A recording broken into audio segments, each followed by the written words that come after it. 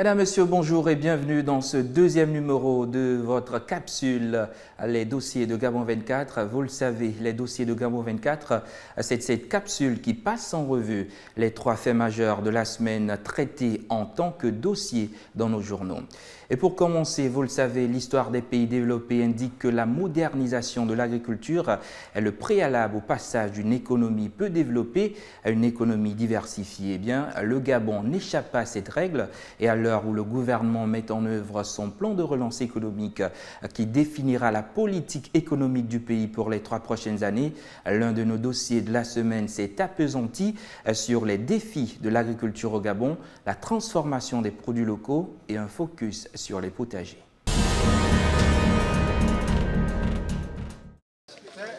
À l'heure où le gouvernement gabonais, sous l'impulsion du président de la République, met en œuvre le plan de relance de l'économie qui fixe le cap pour les 3 prochaines années, il paraît opportun d'identifier les enjeux et les voies d'avenir qui s'offrent au pays pour moderniser l'agriculture, créer des emplois, diversifier les sources de richesse collective et inscrire résolument le Gabon dans une dynamique d'émergence économique. L'agriculture est un tout, on y compte 3 types, chacun présentant des enjeux et des besoins différents. Quels peuvent être les défis agricoles du Gabon? La question reste entière et pour Dieudonné Milama, le pays possède de nombreux atouts. On peut la mettre en place d'abord en créant les conditions. Premièrement, que voulons-nous faire réellement? Nous voulons réduire la dépendance alimentaire, donc il faut produire ce que nous mangeons. Qui produit? Des entreprises, des Gabonais. Comment créer des entreprises pour que les Gabonais puissent produire ce que nous mangeons? C'est possible en mettant en place des conditions de financement. C'est possible de créer un fonds subsidiaire qui finance l'agriculture. Ça se fait et je crois que ça peut se faire au Gabon. De renforcer les capacités du ministère de l'Agriculture pour que ce ministère puisse assumer l'encadrement de ces jeunes entrepreneurs. C'est très très important, l'encadrement. Aujourd'hui, il existerait donc 4 défis à relever: rajeunir la population d'agriculteurs ruraux, étendre les surfaces cultivées, rapprocher les plantations des lieux d'habitation où les populations doivent pouvoir bénéficier des commodités de la vie moderne, améliorer les techniques culturelles et augmenter significativement les rendements agricoles, toute chose qui permettra de réduire de forte manière le taux de chômage. Je crois que le Gabon a les moyens de diversifier et le Gabon a les moyens de résoudre la question du chômage en privilégiant l'agriculture. Parce que les agriculteurs sont des opérateurs économiques qui ont besoin d'investir pour gagner en productivité, il faut qu'ils aient accès à des financements. Heureusement, le gouvernement gabonais s'y emploie.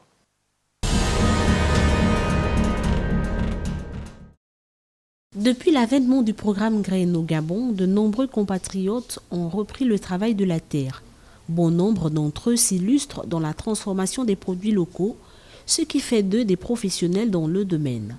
C'est le cas de cette citoyenne spécialisée dans l'exploitation du manioc. Manioc façon, qui a commencé comme une activité individuelle.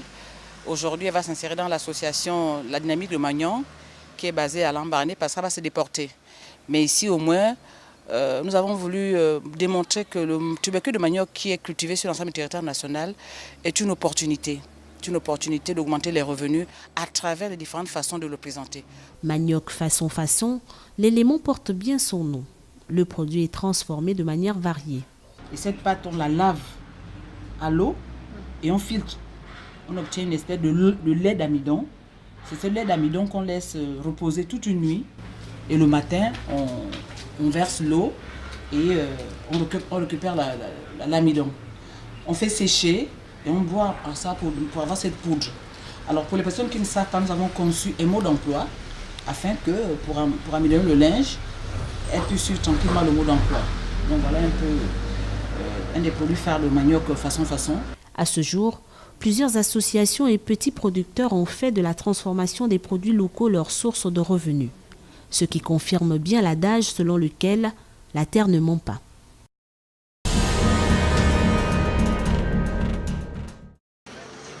Au Gabon, les saisons de légumes ont encore tout leur sens. Pas d'agriculture industrialisée, Fruits et légumes à portée de main, les potagers urbains de plus en plus visibles, des choux, carottes, poivrons, tomates, salades, de l'amarante et du gombo disponibles dans les étals sur le marché local. Des produits que les consommateurs affectionnent et font partie de leur alimentation quotidienne. L'Institut gabonais d'appui au développement IGAD assure dans ce sens la formation des volontaires et les accompagne jusqu'à l'autonomisation.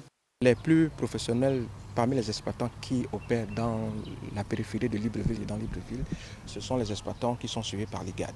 Donc ceux qui sont installés dans les périmètres maraîchers de l'IGAD ont suivi une formation et ils sont accompagnés par des techniciens qui leur donnent des programmes de travail, qui veillent à ce que l'utilisation des produits phytosanitaires soit de façon la plus professionnelle possible. La croissance des marchés urbains dans la capitale gabonaise conduit à une multifonctionnalité de l'agriculture périurbaine et à une spécialisation sur les produits frais et périssables. Bertin Moukaga, exploitant potager, plus rien n'a de secret pour lui. Ça me fait plus de 15 ans d'installation au niveau du périmètre PK8. Nous avons un suivi régulier de nos parcelles, de nos planches. Donc une fois que tu vois qu'il y a quelques anomalies sur une culture, tu prends des précautions pour pouvoir ne pas perdre la récolte. En Afrique francophone, la production de fruits et légumes a progressé de plus de 50% en 10 ans, selon les statistiques de l'Organisation des Nations Unies pour l'alimentation et l'agriculture, le FAO, soit pas moins de 43 millions de tonnes pour l'Afrique de l'Ouest et 18 millions pour l'Afrique centrale, grâce notamment à une augmentation des surfaces cultivées, plus de 4 millions d'hectares sur la période. Au Gabon, on observe un développement important du maraîchage.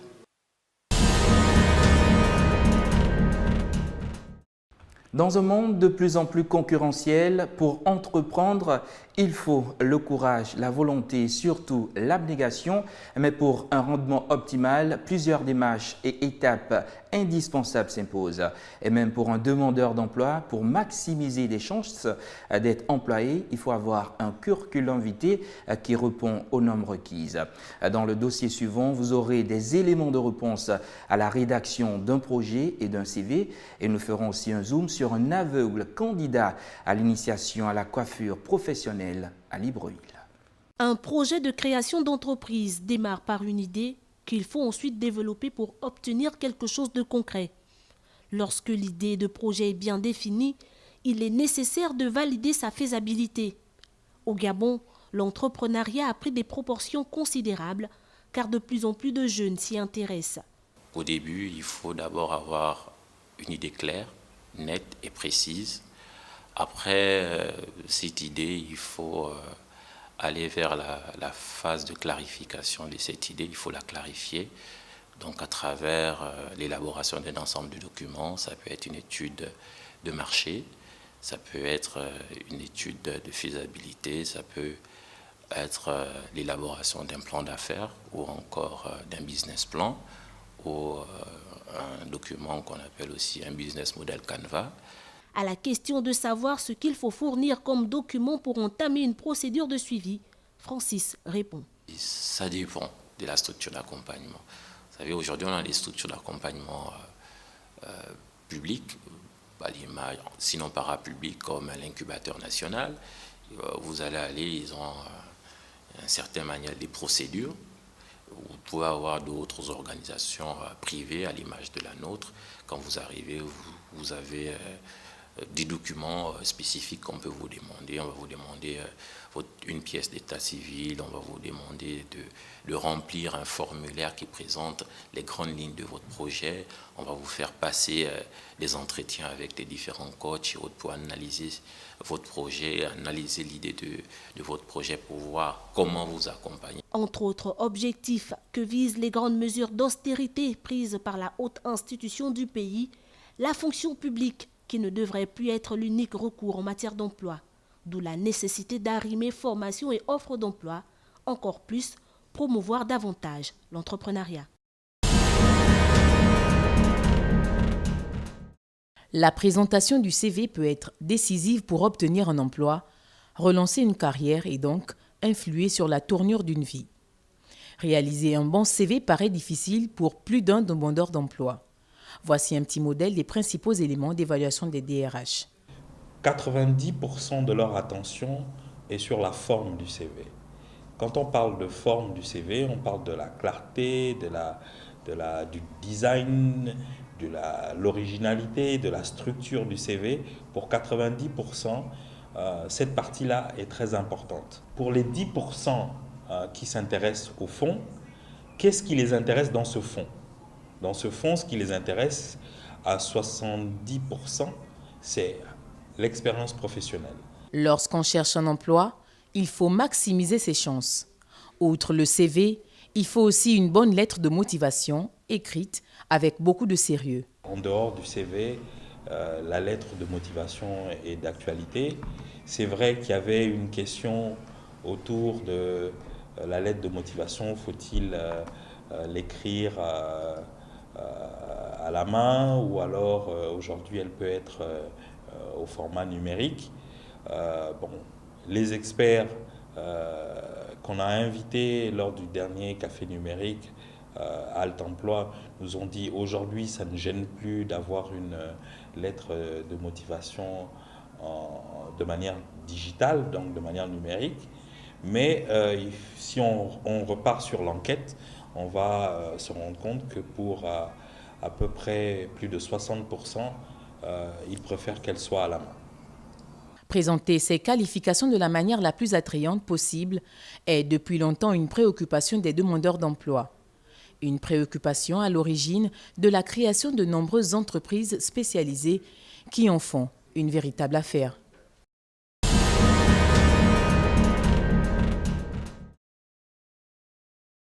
Plusieurs jeunes Gabonais empruntent la voie de l'entrepreneuriat pour s'autonomiser financièrement et s'épanouir professionnellement. L'un d'entre eux, Eric Adiaino, a mis en place il y a 2 ans un établissement de formation spécialisé dans la coiffure masculine. Contrairement à ce que les gens pensent, que la coiffure qui est un métier pratique, mais il est aussi théorique parce qu'il est important de connaître les différentes coupes de cheveux, les noms et le matériel qu'on utilise. Parce qu'un professionnel doit savoir comment on appelle cette coupe de barbe, comment on appelle cette coupe de cheveux, pour faire de lui un coiffeur professionnel. Donc la théorie est importante. Bon, alors ça dépend. C'est-à-dire que moi, mes formations sont qualifiantes de 3 mois. Maintenant, avec le programme que nous avons avec l'ONE et la Banque mondiale, ils ont établi leur programme en 1 an. Donc ces jeunes seront formés pendant 1 an à la coiffure masculine. Une expérience qui lui a valu un partenariat avec l'Office national de l'emploi pour le projet de développement des compétences et de l'employabilité financé par la Banque mondiale. Sur 5 stagiaires, 1 est atteint de cécité, un handicap qui ne constitue pas un frein pour l'apprenant et sa mère. Ce qui m'a permis de m'intéresser à la coiffure, c'est du fait que je trouve ça vraiment intéressant, comme je l'ai si bien dit. Parce que c'est un art, c'est un art. Mes attentes, c'est que je dois apprendre un peu plus et apprendre un peu plus pour devenir professionnel. Le monsieur, il m'a dit qu'il savait comment faire pour qu'il puisse avoir, ne fût-ce que, pour qu'il puisse avoir une bonne formation. Donc maintenant à leur niveau, on verra ce que ça va donner. Ce secteur qui tend à se professionnaliser au Gabon devrait avoir l'adhésion de plus d'un jeune, surtout en cette période d'austérité où la volonté de l'État étant de dégraisser les effectifs de la fonction publique avec le gel des recrutements et d'inciter les jeunes à s'intéresser au secteur privé et à l'entrepreneuriat.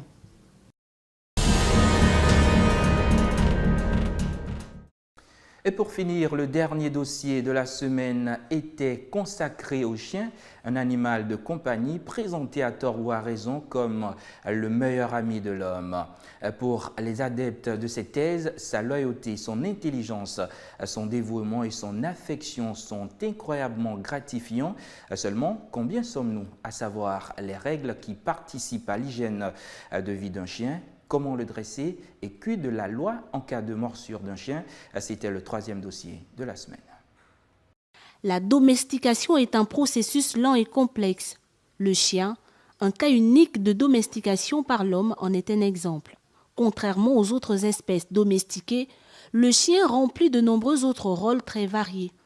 Aussi, de son alimentation, en passant par son entretien pour aboutir à son bien-être, tout ce processus incombe un respect de mesures hygiéniques non négligeables. Quand on choisit une alimentation particulière pour son chien, on définit d'abord son mode de vie à soi. On peut faire de l'alimentation ménagère. Je vous conseille une alimentation industriel qui est déjà bien conditionné et équilibré pour le chien. Tout dépend du type de race. Le chien a une peau plus sensible que la nôtre. C'est pour ça qu'elle est protégée par des poils.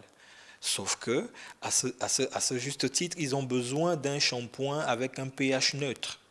Le chien, cet animal à vue d'œil très fort, peut s'avérer être fragile si on ne respecte pas l'ordonnance pour un animal de compagnie en bonne santé. Une toilette par mois pour des petits chiens, mais un brossage régulier. Et pour des chiens qui ont un poil assez épais, vous allez peut-être les toiletter même une fois toutes les 2 semaines. Voilà. Donc après, dans cet entretien, vous avez aussi l'épanouissement du chien qui consiste à balader son chien, qui consiste, quand on n'a pas une grande concession, on n'a pas une grande cour, à ce moment, vous trouvez une fois par jour, sinon 2 fois, matin et soir, ça fait partie de l'entretien parce qu'un chien a besoin de se balader avec son maître, ça renforce les liens aussi également. Pour vivre en harmonie avec son chien, il faut lui inculquer quelques règles de base. Avec patience, fermeté et tendresse, ce sont là quelques conseils pour sa santé.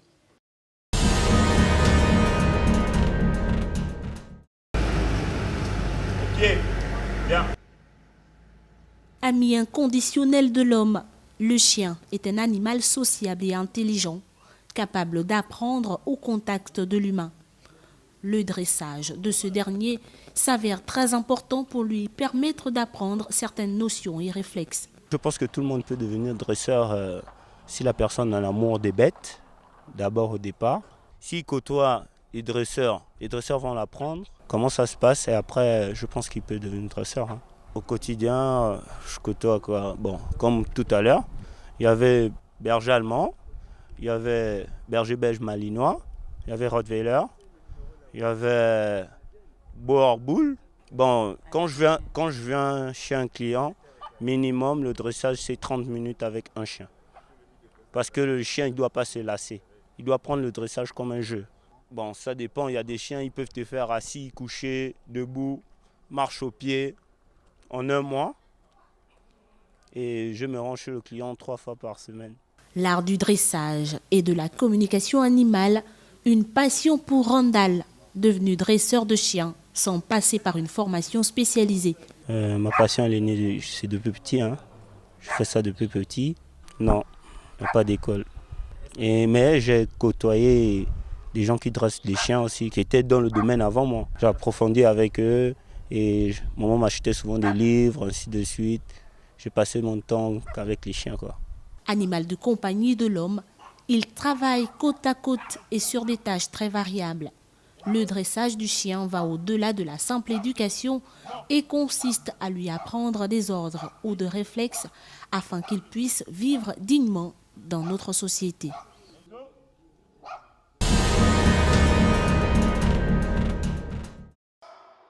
Avoir un chien chez soi mérite également avoir un regard sur cet animal qui peut par moments avoir un comportement indésirable. Animal de compagnie, le chien peut parfois être sujet de polémiques entre voisins. Au Gabon, les codes civils et pénals ne prévoient pas encore de dispositions en matière de protection d'animaux domestiques. Dans le code civil ou dans le code pénal, il n'y a pas une protection qui protège les animaux en tant que tels. Parce qu'au Gabon, seul l'être humain est sujet de droit. Toutefois, il y a ce qu'on appelle des animaux protégés par des conventions dites internationales. Notamment, ces animaux sont énumérés par ce qu'on appelle des textes en vigueur. Par exemple, le pangolin, le python, l'éléphant, il ne faut pas abattre. Selon la loi gabonaise, seul l'être humain est sujet de droit. 3 catégories d'animaux domestiques se dégagent, mais en cas de morsure sur un individu par un chien errant, les collectivités locales peuvent être sollicitées pour arbitrage selon certaines règles. 3 catégories de morsures. Si c'est un animal errant, un chien errant, la mairie de Libreville est responsable de la morsure de cet animal parce qu'elle est gérante de sa ville. Parce que c'est elle qui, normalement, est censée protéger les citoyens de la ville contre les animaux de toutes sortes.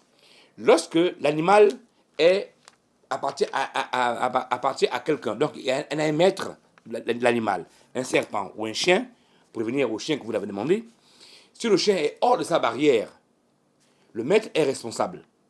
Maintenant, si le chien est dans sa barrière, dans son enclos, que vous venez à l'improviste, vous introduisez dans sa barrière à l'insu du maître ou encore sans pourtant avertir le maître, la morsure de l'animal qui protège son maître vous incombe à vous qui s'est introduit de manière frauduleuse ou encore inavertie. Une morsure de chien doit conduire à une évaluation comportementale et doit être menée par un vétérinaire afin d'évaluer la dangerosité du chien. S'il est prouvé que le chien représente un danger, celui-ci est classé en catégorie 4. Le vétérinaire peut alors conseiller l'euthanasie ou le placement du chien dans un lieu où il ne pourra plus représenter un danger pour les populations. Au Gabon, en cas de morsure d'animal domestique sur un tierce, la loi prévoit plutôt des dédommagements aux civils. Voilà, ainsi se referme ce deuxième numéro de votre capsule Les dossiers de Gabon 24. Merci d'avoir été des nôtres. L'actualité continue sur cette chaîne.